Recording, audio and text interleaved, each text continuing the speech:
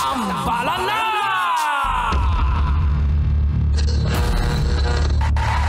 Ang tambalang kumikinang. Nicole Ayala and Diego Bandido.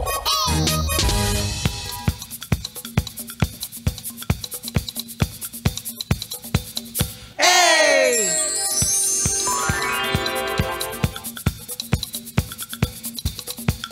Hey! Magandang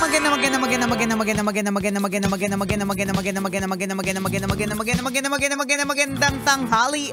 Kumikinang na ulo, Diego Bandido.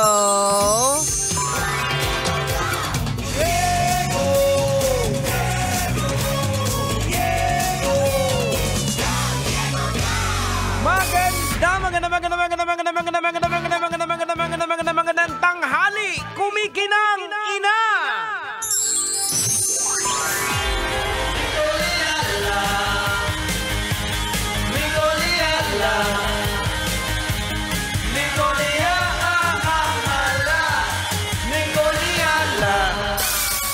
Dear Nicole Ayala and Diego Bandido, gusto ko po kayong ilibre today. Woohoo! Gusto po namin yan. Kapag ganitong ang petsa po natin ay petsa de peligro, gusto po natin ng libre. Correct. Hindi po kami magkukunwari. Ayan. Let's go! Ano bang libre yan ang tanong? Gusto niya, sabi niya, gusto ko kayong ilibre today. Paano? Kahapon lang, natanggap ko yung papers. Officially, I've just been promoted as manager. Wow! Yan. Congratulations. After 10 years po of trying to be a manager, finally, this is it. At gusto ko lang pong magpasalamat simula po sa panahon ni Nicole Ayala at Chris Choper hanggang ngayon na Nicole Ayala and Diego Bandido. Kayo po ang aking North Star. Si ano ba yan? Taray! Yung sa Korea. Hindi iba to eh. Iba pa ba yung Kadaga Korea? Meron ako nakita. Ay, iba pa. Na-remote din. Talaga? Naku, iba pa pala yung magpapasamgyup. Iba pa pala yung manlilibre. Eto, una sa lahat, gusto naming sabihin na congratulations. Happy kami para Happy sa'yo. kami para sa'yo. And kung okay lang partner Jegs, kung okay lang, ipapaalam ko sa'yo kung okay lang. Okay lang ba i-delay natin? Kasi bawal pa ako kumain.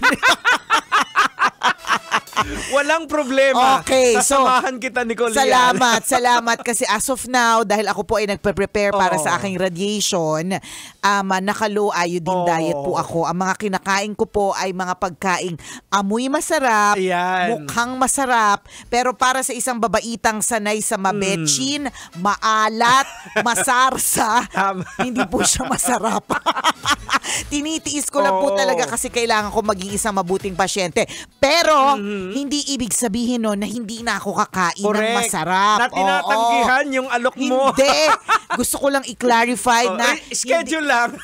Scheduling is key. At pag nagpa-schedule, pag nagpa-schedule, i-confirm kung saan, kung kailan, or alam mo, sa totoo lang, kung halimbawa, syempre, manager ka na, busy ka na. Okay lang naman din sa amin kung hindi ka makarating, basta yung GCash, makarating. Yan. Nakakaloka. So, thank you, Jeg, sa pagpayag. Hintayin mo na lang ang aking pagbabalik sa pagkain na masarap. September 10 to be exact. Ayan. Sakto yan, di ba? Ngayon, kakapromote niya lang. So, ibig sabihin, magsasahod pa lang siya as manager. Correct. So, wag nating i-pressure. Kasi gusto namin para sa'yo yung unang sahod mo sa manager. Tama yan. Kami po ay hindi makasarili. Iniisip po namin ang inyong kapakanan. Ayan. Pero congratulations sa'yo. Grabe, kailan kahapon lang lumabas. Simula ngayon, kasalanan mo na lahat. Yeah. Pag walang tubig sa pantry, kasalanan mo. Ayan. Kapag mapurol ang mga gunting sa opisina, kasalanan mo. From the perspective ng kasalanan ko lahat. Kapag halimbawa lumamig ang kape, kasalanan mo yan. Ayan. Oo, ha? Congrats! Sure ka na ba? Yun po minsan ng ng mga mga tao na hindi nakakaintindi. Pag akala nila na manager, okay, pero may kaakibat po siya ng responsibilidad. Correct. Meron po yung trade-off. Oo. Meron po yung trade-off. Trade-off sa oras, trade-off sa peace of mind. Yan na may mga trade-off, may mga kapalit po yan. Syempre, of course, totoo naman, no? Kung titingnan mo, mas marami ang nasa rank and file versus yung mga nasa supervisory position, ganyan. So, maiisip mo na talagang yung mga umaangat, talagang meron din kakaiba sa kanila, di ba? Totoo din naman, merong very special about them, kaya sila yung pinipili. Tama. Pero meron din silang mga very special and additional responsibilities na hindi po sa lahat ng oras ay masayang isipin. Correct. Oo. Ganun talaga. Pero wala na, kahit anong panakot ko pa sa'yo, na-promote ka na. At hindi ito panakot. Tama. Ito po ay real talk. Basta Ayan. pag walang tubig sa pantry, kasalanan mo yan.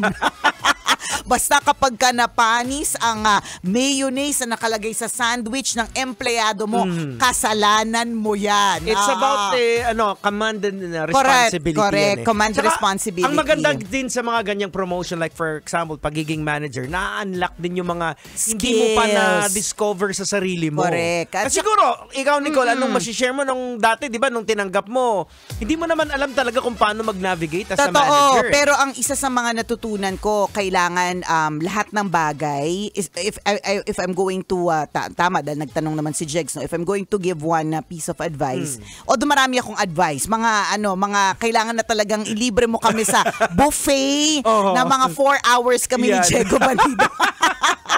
Para ikwento ko sa'yo ang mga experiences. Pero kung meron akong top of mind na naiisip, isa sa mga advice is everything should be documented. Kasi kapag hindi po naka-document at kwento po ang lahat, ako experience ko yan several times na hindi na document ang isang bagay. Ang isang bagay ay na-approve verbally or isang bagay ay napag-usapan sa meeting na kahit 10 po kayo o kaya 15 kayo na nag-attend, narinig nyo pong lahat yon. Kung hindi naman po ito naka-record, hindi nakalagay sa minutes of the meeting na pinirma ng mga taong involved, hindi nakalagay sa email na in-acknowledge ng mga tao, ang lahat ng sinabi po ay kwento lang. Isang malamig na kwento.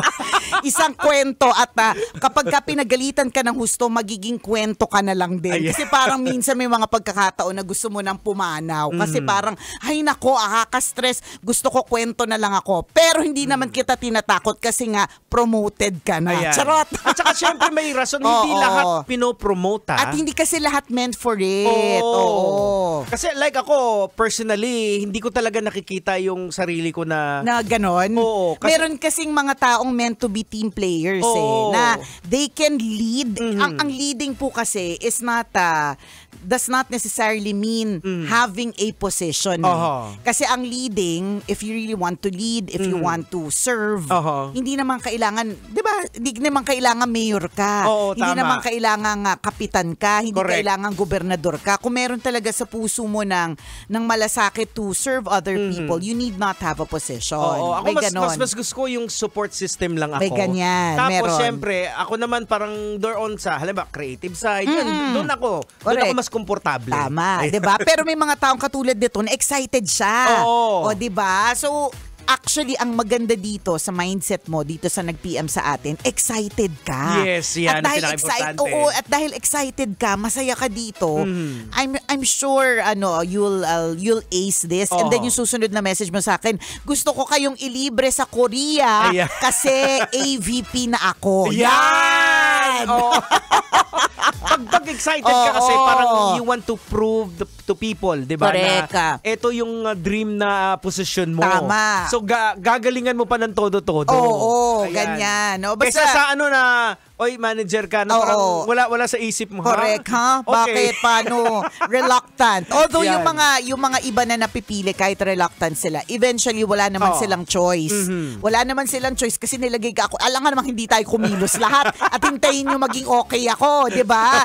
Yun pa yung isa. Siguro kung meron, hindi maghihintay ang mga tao na maging okay ka. Kailangan okay ka agad. Alam mo yun, matibay kang nilalang. Ayan. Maghihintay sila saglit. Tama. Intindihan ka nila saglit, Pero dapat, hindi ka mahinang nilalang. Go ka agad. Ganon. Pero kaya ka naman kinuha, kaya ka naman binigyan ng posisyon yan kasi nakikita ng higher ups. Tama, na meron kang skills, correct. Nasa sayo lang. Sometimes kasi we don't see it in ourselves. Yan, Parang ano bang meron sa akin? I mean, bakit naman ako? Yan. May makikita ka pang mga iba sa paligid. Titingnan mo pa ba?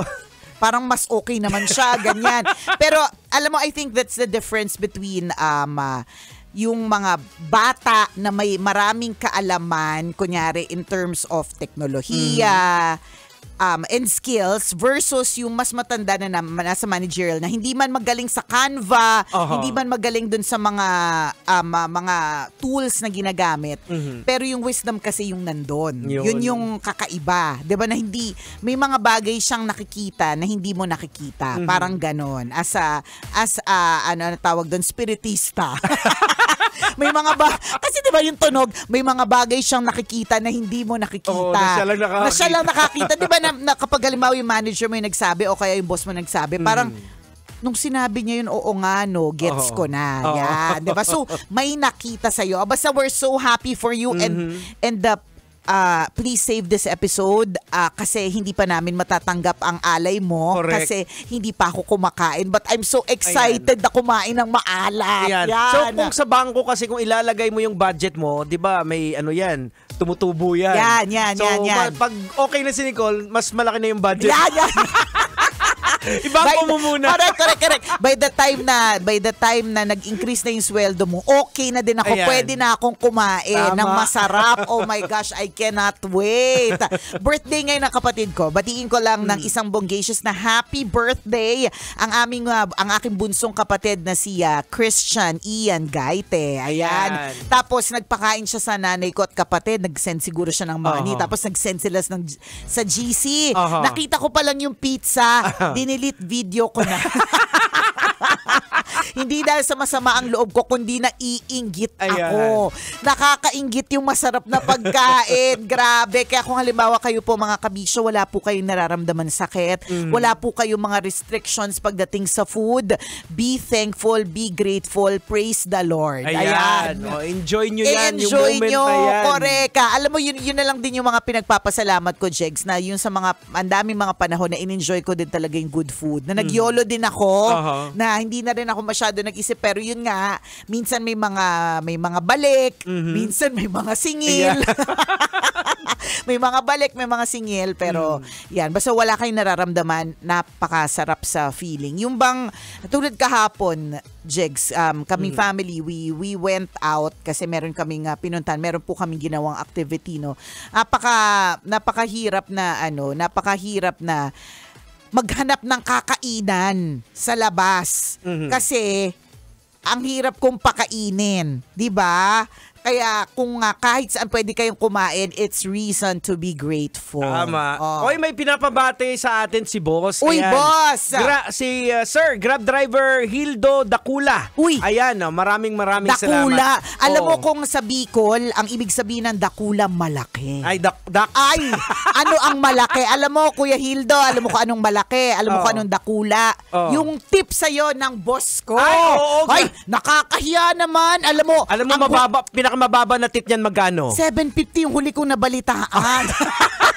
Mali, 2K last time sa akin 2K ba? Doon na lang tayo, Sir Ivan. Doon na tayo sa 750. Pwede. Again, Sir Hildo Dakula. Ayan. Happy listening. Maraming salamat sa pagtutok dito sa Love Radio. Antabay ka lang, Kuya Hildo, kung first time mo makapakinig dito. Naku, lahat po ng DJ dito may kanya-kanyang sapak. Tama. Ang ganda ng tugtugan dito. At syempre, binibigyan ka namin ng bonggacious na pagpapahalaga. Hindi po tinatanggap ng boss namin na pasahero mo yung walang sapak dito sa Love Radio. Yung boss namin, yan yung agamulak ng namin, ng stasyon namin, inaalagaan yan. Correct. Lagaan mo para sure na yung tip mong 750. Oras natin, 1:39. Ako pong kumikinang na ulo, Diego Bandido. 12:39 pa lang. Ayaw nga pala, no? Ako ang kumikinang ina mo, Nicole Yala. Kailangan pa bang i-memorize yan? Basic! Was brought to you